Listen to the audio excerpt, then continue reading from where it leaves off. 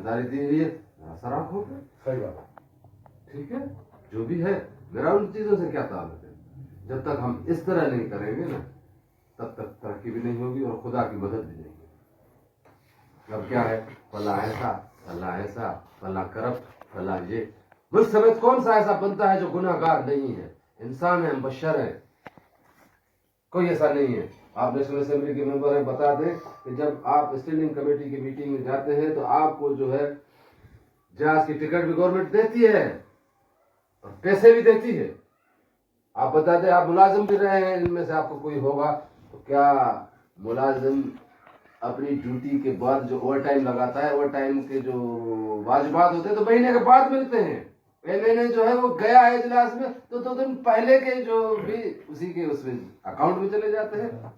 T A بھی جاتا ہے اور ڈی اے بھی جاتا ہے. D a means daily allowance, T a means travelling allowance. Travelling کرتا ہے اکانومی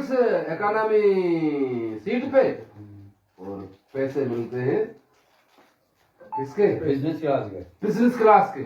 اگر اکنامی کلاس کی قیمت ٹکٹ کی 20,000 ہے تو بزنس کلاس کی 40,000 ہے، جو مطلب ڈبل ہے اس سے.